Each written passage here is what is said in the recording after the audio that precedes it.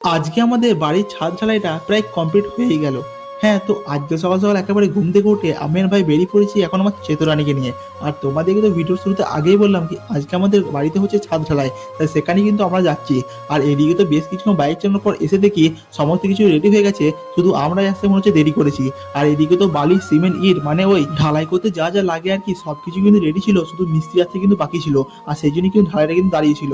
আর এদিকে তো আমাদেরকে এখন কিছু মিষ্টি আনার জন্য পাঠিয়ে দেওয়া হয়, তাই আমরা কিন্তু সোজা চলে আসি আমার চেতরানী নিয়ে একটা ভালো মিষ্টির দোকানে। এবং সেখান থেকে কিছু মিষ্টি আমাদের অর্ডার দেওয়া ছিল, সেগুলো কিন্তু প্যাকেটে করে ভরে নিলাম। আর এদিকে তো এসে দেখি পুরোপুরিভাবে একদম জোর কদমে কিন্তু ঢালাই শুরু হয়ে গেছে। আর একজন কিন্তু মিস্ত্রিও কিন্তু এখন চলে এসেছে।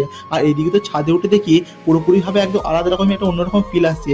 আর মনে মনে তো একটু ভয়ও লাগছিল, যদি কিন্তু এখান থেকে আমি পড়ে যাই তাহলে কিন্তু একেবারে শেষ, আর আমায় কিন্তু আর কেউ দেখতেই পাবে না। তো যাই হোক, এদিকে কিন্তু আমি একটা অদ্ভুত জিনিস লক্ষ্য করলাম, ঢালাইয়ের মধ্যে কিন্তু কিছু কাকারা কিন্তু মশলা কিন্তু চাপিয়ে দিচ্ছিল। আর ওখানে কিন্তু মেশিনে করে উপর থেকে পুরো ঢালাইটা নিয়ে চলে আসছিল। এটা দেখে তো আমার খুবই ভালো লাগছিল। এবং দুটো ভাইও কিন্তু সেগুলোকে নিয়ে আবার যেখানে কিন্তু ঢালাই হচ্ছে সেখানে আবার ঢেলে দিচ্ছে। আর এরকম করে তো মনে হচ্ছে না বেশিক্ষণ লাগবে, ওই 2.5-3 ঘন্টার মধ্যে কিন্তু আমাদের ঢালাইটা কমপ্লিট হয়ে যাবে। হ্যাঁ, ঢালাই সম্পর্কে তো আমি অত ভালোভাবে কিছু জানি না, কিন্তু যতটা দিয়ে মনে হচ্ছে ঢালাই কিন্তু খুব ভালোভাবে হচ্ছে। তো চলো তোমাদেরকে ওই কাকুরা যেখানে খাবার খাবে সেটা দেখিয়ে দিই। আর এদিকে দিচ্ছি কাকুদের জন্য কিন্তু মাছ, সবজি, আলু পোস্ত, ভাত সবকিছু কিন্তু এখন রেডি হয়ে গেছে, শুধু ঢালাইটা হলে কিন্তু কাকুরা এবার খেতে বসবে।